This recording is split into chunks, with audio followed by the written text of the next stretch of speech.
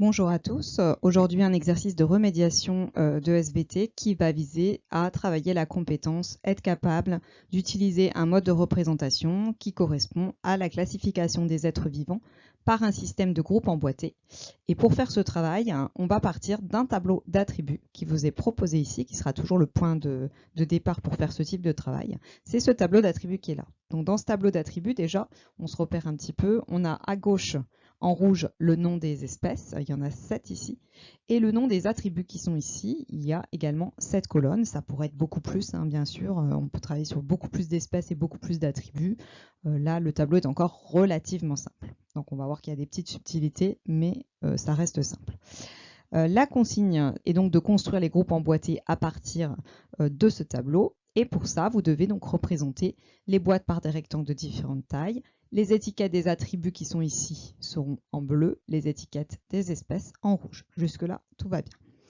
En dessous, on a quelques conseils pour réussir. Donc le premier conseil, c'est de travailler évidemment d'abord pour vous au brouillon, ce qui permet de ne pas avoir à tout recommencer proprement. On peut tracer les boîtes sans les traces à la règle, ça permet d'aller très vite avant de travailler définitivement au propre et à la règle. Deuxième conseil que je vous conseille vraiment, qui est important, c'est de commencer toujours par la boîte la plus grande. Ça, c'est vraiment très important de le respecter parce que la boîte la plus grande, c'est la plus facile à placer.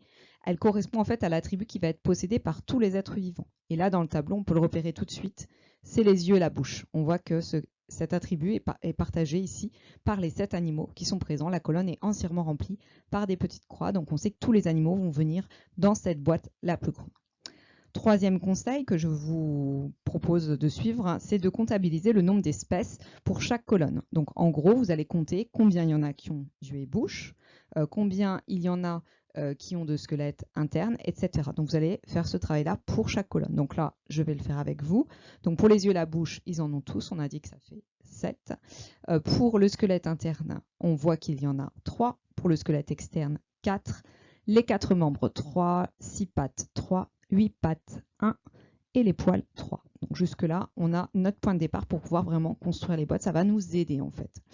L'idée, c'est que plus j'ai d'animaux dans une boîte, plus ma boîte devra être grande pour contenir un maximum d'animaux. Et inversement, quand il y en a beaucoup moins, c'est le cas par exemple pour la colonne où il y a 8 pattes, eh ben, on aura besoin d'une boîte beaucoup plus petite. Donc voilà pour le conseil que je peux vous donner. Alors on va travailler ensemble, donc on va regarder un petit peu comment procéder. Et donc pour ça, la première étape, on l'a dit tout à l'heure, c'est de placer la colonne yeux et bouche, d'utiliser tout de suite les attributs qui sont possédés par les 7 animaux et de placer tout de suite notre boîte yeux et bouche qui va être la plus grande. Donc on va vraiment tracer un grand rectangle qui va porter une étiquette qui va permettre de savoir ce qu'il y a dans cette boîte. Dans cette boîte, je rangerai les animaux qui ont des yeux et une bouche, autrement dit, le campagnol, le criquet, les pères, la fourmi, la mouche, le mulot et le renard, ils viendront tous dans cette grande boîte. Mais il y a encore des boîtes à tracer. Et ce que je vous conseille, c'est un conseil important aussi qui peut vous aider à ne pas vous tromper, c'est de penser à rayer au crayon de mine les attributs, les êtres vivants que vous avez déjà placés. Donc par exemple, ici, on a déjà placé les yeux et la bouche, on va donc venir rayer les yeux et la bouche dans le tableau. Ça y est, on n'en parle plus. On sait qu'on n'aura plus besoin de le placer et on ne risque pas de faire de doublons.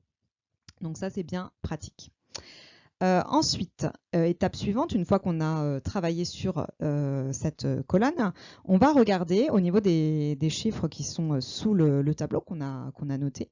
On va regarder la deuxième colonne par ordre décroissant. Et la deuxième colonne, c'est ici la colonne qui correspond au chiffre 4, le squelette externe, qui va donc être la boîte suivante qu'on va placer à l'intérieur de la plus grande. Donc on place notre deuxième boîte. Donc là, peu importe la taille, tâchez de ne pas la faire trop petite. Il y a quand même 4 animaux à placer dedans. Et cette boîte portera l'étiquette squelette externe qu'on va placer tout de suite. Et pour montrer qu'on l'a placé, de nouveau, on va rayer l'intitulé de la colonne au crayon de mie.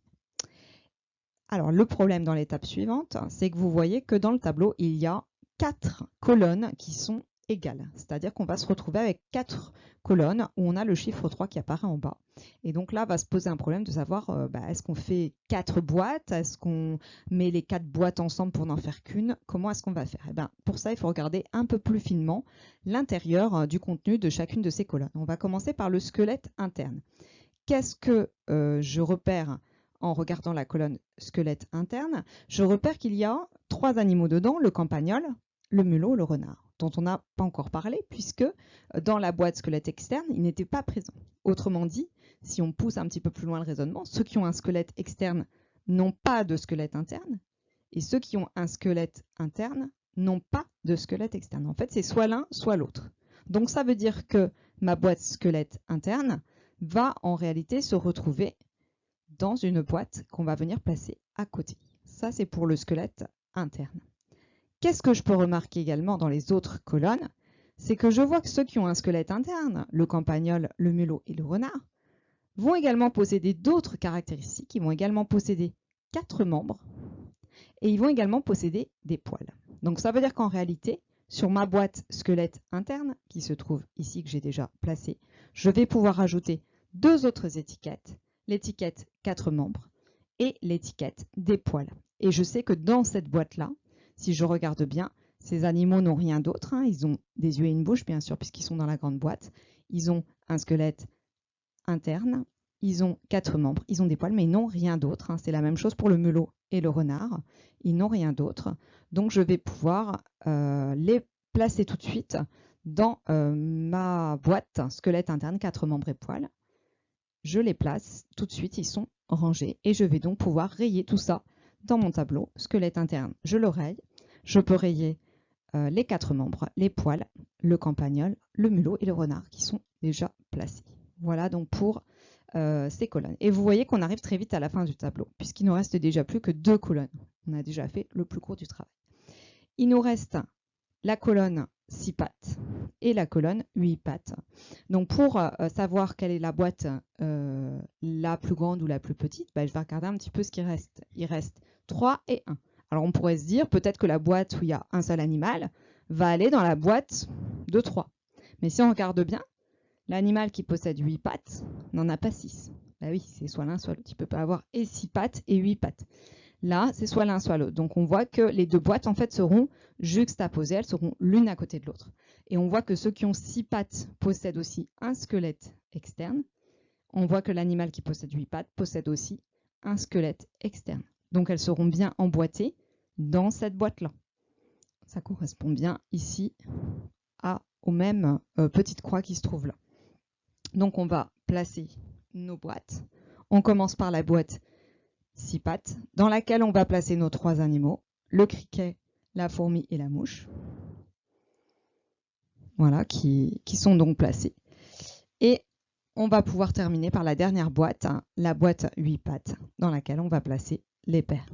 Et une fois que j'ai fait ça, je raye de nouveau pour vérifier que je n'oublie rien. Je raye 6 pattes que j'ai placées, je raye 8 pattes, je raye le criquet que j'ai placé, la fourmi et les pairs sont placés et la mouche est également placée.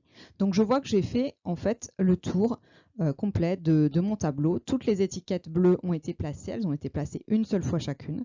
Les étiquettes rouges ont été placées une seule fois chacune. Les groupes emboîtés sont emboîtés correctement puisqu'ils correspondent bien à ce qui est indiqué dans le tableau.